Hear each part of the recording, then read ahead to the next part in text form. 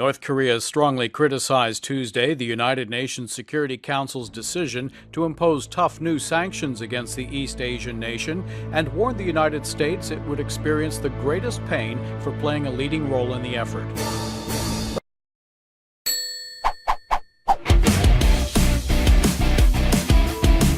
The United Kingdom responded to the international measures. The regime had some stern words of warning for the United States, which drafted the resolution. At a UN disarmament conference in Geneva, North Korean Ambassador Han Dae-sung said Pyongyang rejects the latest, quote, illegal and unlawful UNSC resolutions in the strongest terms. North Korean Ambassador Han Tae-sung at a UN-sponsored disarmament conference in Geneva said his delegation condemns in the strongest terms and categorically rejects the latest illegal and unlawful UN Security Council resolution. Han, without elaborating, said North Korea is poised to use, quote, a form of ultimate means. He added the U.S. is obsessed with the wild game of reversing the communist state's development of nuclear force, which has already reached completion phase, and that Washington is fired up for political, economic, and military cooperation. Han emphasized the regime is ready to use a form of ultimate means and that the forthcoming measures will make America suffer the greatest pain it has ever experienced in its history. North Korea had warned before the latest sanctions were imposed that the United States would pay due price if it pushed for stronger sanctions. U.S. President Donald Trump told reporters at the White House Tuesday the new sanctions are just another very small step and nothing compared to what will ultimately have to happen regarding North Korea. And we find that to be very important. We had a vote yesterday on sanctions. We think it's just another very small step. Not a big deal. Rex and I were just discussing. Not big. I don't know if it has any impact, but certainly it was nice to get a 15-0 vote. But those sanctions are nothing compared to what ultimately will have to happen. The new round of economic sanctions against North Korea were in response to its September 3rd nuclear test of a possible hydrogen bomb. U.S. Ambassador Nikki Haley addressed the Security Council late Monday. Today we are saying the world will never accept a nuclear-armed North Korea. And today the Security Council is saying that if the North Korean regime does not halt its nuclear program, we will act to stop it ourselves. If fully implemented, the new sanctions would significantly reduce North Korean access to international currency and fuel needed for its banned ballistic missile and nuclear programs by cutting a third of North Korea's oil imports, which Haley called the lifeblood of its efforts to build and deliver a nuclear weapon, by reducing by more than half the country's gas, diesel, and heavy fuel oil imports, while completely banning the import of natural gas and other oil substitutes.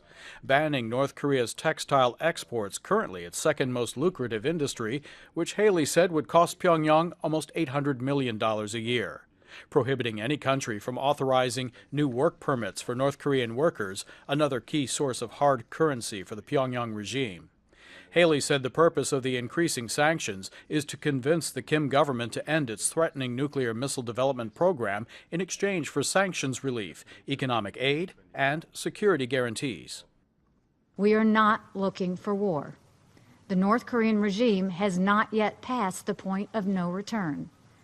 If it agrees to stop its nuclear program, it can reclaim its future. If it proves it can live in peace, the world will live in peace with it. South Korea's presidential office said that the new UN sanctions send a united message that the international community will never accept a North Korea as a nuclear state. Japanese Prime Minister Shinzo Abe also welcomed the resolution and said Tokyo would continue to work closely with the international community to change Pyongyang's policies. During Tuesday's cabinet meeting at Seoul Government Complex, Prime Minister Lee Na-kyun said it was a relief that the international community unanimously agreed to slap tougher sanctions on North Korea. It's not as strong as the initial draft proposed by the U.S., not a complete ban on oil sales, but reducing 30% of the oil provided to North Korea and taking out the first asset freeze on Kim Jong-un's regime. Prime Minister Lee elaborated that the UN resolution would not have happened if not for the strong relationship that has developed between the U.S. and Chinese presidents. He also called on government ministries to take into account the ninth package of measures imposed by the UN Security Council on Pyongyang. Concerning the recent calls for Seoul to consider nuclear armament, Prime Minister Lee ruled out any such possibilities. Although there are suggestions for South Korea's nuclear armament or redeploying tactical nukes, the reality is that the government's ultimate goal is sticking to the denuclearization principle. Washington had also shown signs of an apparent policy shift, as the Trump administration proposed the option of Seoul redeploying tactical nukes to cope with growing threats from North Korea. However, the South Korean government reiterated that its principle for a nuclear-free peninsula remains unchanged and that it has never considered redeploying U.S. tactical nukes. The United States had sought much stronger sanctions, including a complete oil embargo, an asset freeze on leader Kim Jong-un, and authorization to use military force if necessary to interdict ships suspected of smuggling banned items.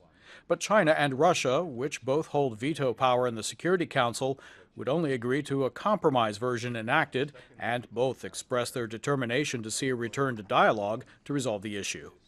Many advocates for the Trump administration's maximum pressure strategy to coerce the leadership in Pyongyang to give up its nuclear program say this latest round of sanctions is still not strong enough. Only time will tell how effective the new sanctions will be in curbing the regime's nuclear ambitions. In the long run, they could deal an effective blow. But most North Korean watchers say the measures are ultimately not enough. Connie Kim has the analysis. The UN Security Council has adopted its 9th sanctions resolution on North Korea, being dubbed the strongest to date. But whether these punitive measures will be effective in curbing the regime's nuclear ambitions is up in the air. This comes as members of the UN Security Council failed to agree on the initial draft of a complete oil embargo. Instead, imports of both refined and crude oil will be capped at 8.5 million barrels a year.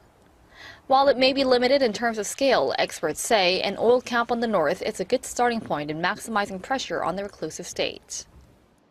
For a poor country like North Korea, which is heavily dependent on the outside for oil, which is mostly used for transportation purposes, the new measures will represent a reduction of only 25% compared to the previous amount, but still it's going to make an impact in my view.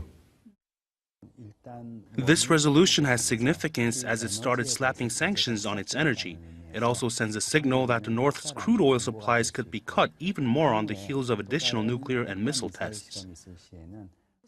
Paired with other sanctions, namely a ban on North Korea's textile exports and a ban on renewing North Korean laborers' overseas contracts, these measures are expected to deprive the regime from nearly $1 billion in annual revenues.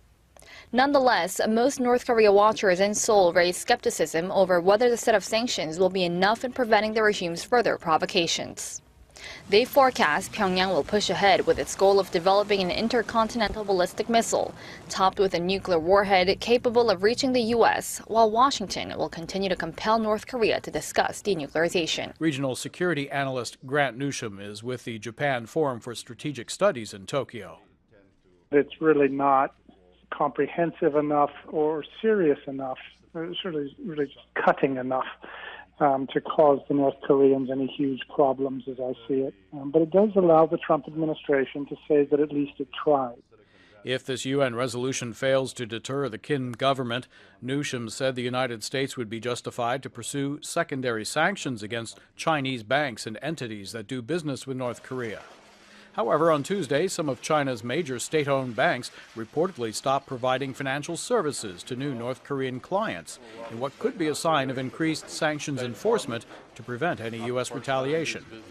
Beijing and Moscow have urged the United States to suspend its joint military exercises with South Korea in exchange for a North Korea nuclear freeze, but the U.S. representative to the United Nations dismissed the proposal as insulting.